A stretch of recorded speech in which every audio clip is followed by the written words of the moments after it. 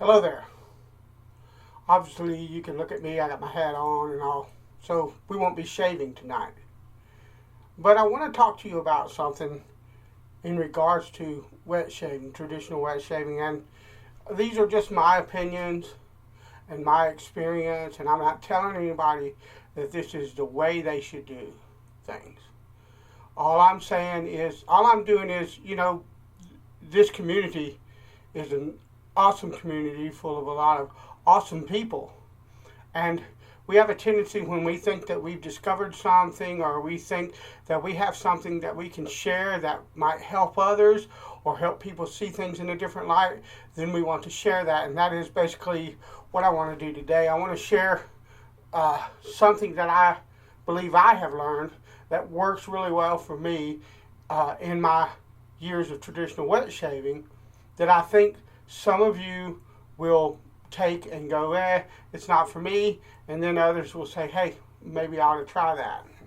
And that is embracing variety. And what I mean by that, if you look at shavers, there's generally two different kinds. There's the kind that they are focusing on the perfect shave every time. So they're looking for the perfect soap for them, the perfect pre-shave, the perfect post-shave treatments, the perfect razor, whether that be a straight razor, a DE, a SE, a commissary, shavette, okay? And if you're in to straight razors, you're looking for the perfect grind, whether we're talking full hollow or half hollow or wedge or whatnot. And if you're looking at DEs, SEs, shavettes, you're looking for the perfect blade. And generally what happens is when a person like that finds that, what they think is perfect for them, they don't stray. They have a particular soap or type of soap. Like, okay, for instance, the tallow versus vegan, okay, if they prefer one or the other, they stick to either that type or they have a few soaps that they hang on to and that's all they use. They might use a feather or they might use an Astra SP. Just they found this blade that they think works best on their face. They're not moving from it. There's nothing wrong with that, and I'm not knocking that, but what I have learned is that there's another way to go about shaving. And I learned this because I have a YouTube channel. And so a lot of times what I'm trying to do is I'm trying to find something a bit different, a little variety, so that, my channel would be kind of boring if all I did was use Mitchell's wool fat,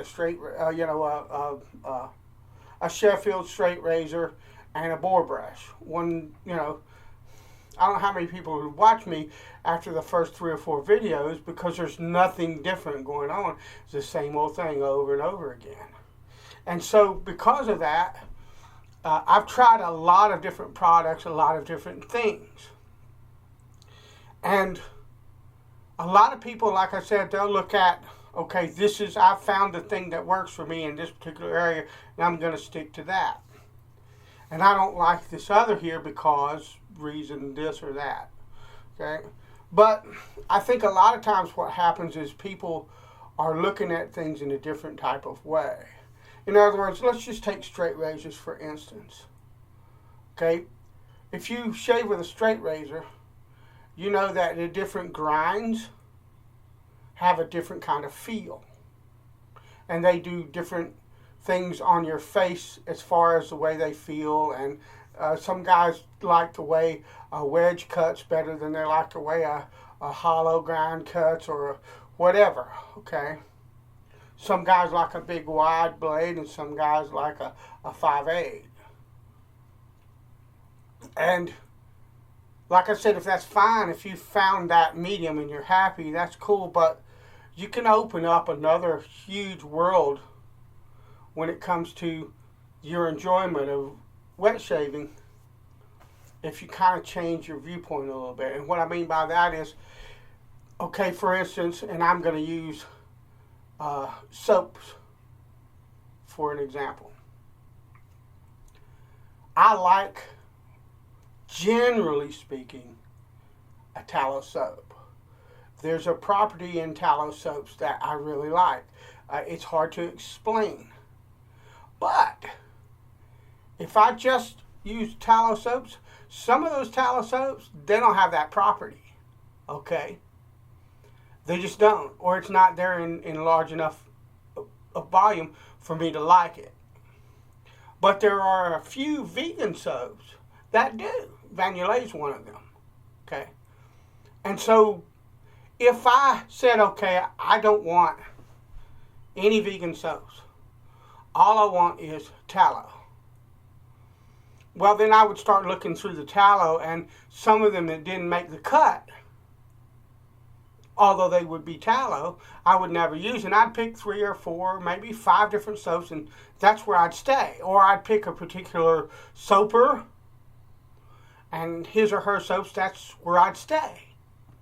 And I'd miss out on all the fantastic vegan soaps that have properties that border or blur the line between what we recognize with a vegan soap versus a tallow soap. Vanillé is one of those.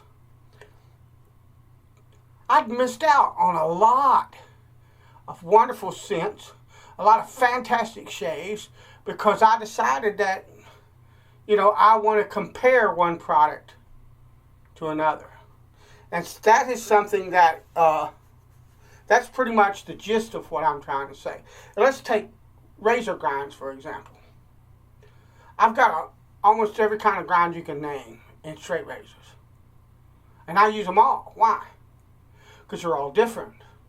There's a variety. But see, what I don't do is I don't take my German steel full hollow or extra hollow blades and grab a Sheffield razor or a French razor. I got a couple of them. Okay, that's a wedge, and compare the two and say, well, I don't like the wedge because it cuts different than the full hollow. I have a preference for full hollow, but there's a characteristic to that wedge that if I look at it on its own merit, in other words, if I'm not comparing, but if I just take that razor, shave my face with it, get to know it a little bit, and recognize its own unique character, then I'll find that there's something in that I really like. Okay? And that's the thing is, and the point of the video is to try to get you not to compare and choose one or the other, but to get you to open up your mind a little bit and look at products, any kind of product, whether we're talking about a soap, a razor, a brush, an aftershave, a pre-shave, whatever it is, but take that product and look at it on its own merits. Don't compare it to anything else. Now, you say, well, if I do that, how do I know if it's any good? Well, you'll know, okay? If I get a soap, for example, and it's crap, it's crap. Doesn't matter whether it's a vegan soap, doesn't matter whether it's a tallow soap, doesn't matter if I compare it to another soap or not. Crap soap is crap soap, and I'm going to know it, okay? So that doesn't even enter the conversation. But the thing that I, want to repeat is look, try to look at things at their own merit, okay? Look at them separate from everything else that you know, and find a characteristic in that product that you like. Now, if you can't find it, then toss it or come back to it in a few months or whatever you want to do. But all I'm saying is we need to learn to give products, hardware, software, especially things that vary from what we normally gravitate toward, a fair shot. Because you'll find out a lot of times if you do that there are characteristics of whatever you're talking about that are really cool. And you can get really enjoyable shaves. It'll open up your the availability of different products. It will give you more diversity. It will help you to enjoy things for what they are and not compare them. See, comparison is a thief of, I think, contentment is one of the old sayings. In other words, you know how everybody says, okay, I'm trying to keep up with the Joneses, and the Joneses just got a new Cadillac, and my old Hyundai, it don't compare anymore. Well, my old Hyundai gets me back and forth to where I don't have a Hyundai, by the way. But anyway, my old Hyundai or whatever, it gets me back and forth to work. It gets me back and forth to shop. It gets me back and forth to my friends' houses and to the places I want to go. And it serves me very well. And so, you know, so what? Joe Blow down the street has got a Cadillac. Who cares? And I think when we look at particularly in this country, the way that society is, and it's always the newest, the best, the newest, the best, the newest, the best,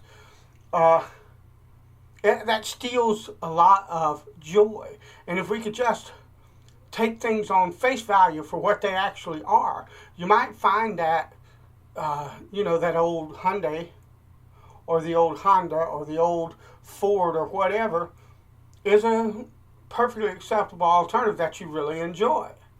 And I can take Williams Mug Soap, which is probably the cheapest soap that there's out there, Arco, or if you start talking about it in terms of shaves per product, you could argue this, that, or the other, but I mean price-wise, you know, Williams is probably the cheapest thing out there.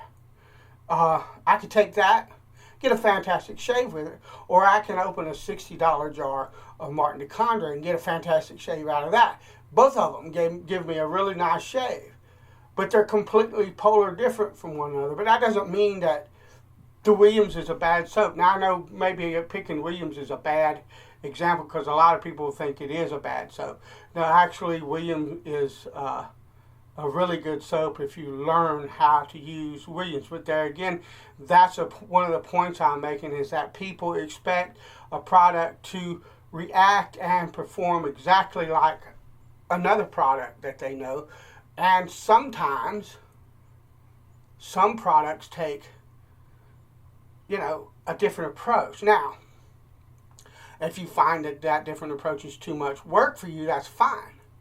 I'm not telling you that everything that you do, you should, you know, just accept something that is difficult or something that is not pleasing to you. What I'm saying is that if we open our minds and look at things on their own merits, what you're going to find is, yeah, you're going to find some bad stuff, but you're going to find little hidden gems in there that you never knew existed because you gave them a chance.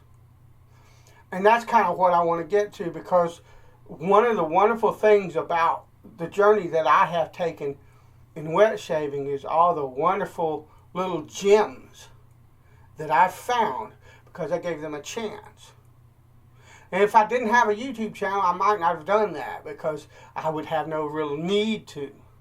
But since I have, and since I've had that experience, I thought that I would pass it on to you. And maybe somewhere along the line, some of you will try something else. Try something new. Try something new. Try something different. Step out of your comfort zone and try something different. And I think you'll find out that if you do that enough, you're going to find stuff that's fantastic that you never thought you would. And it's because you stepped out of where you were comfortable and tried something new. All right. Bless you. I'll talk to you later.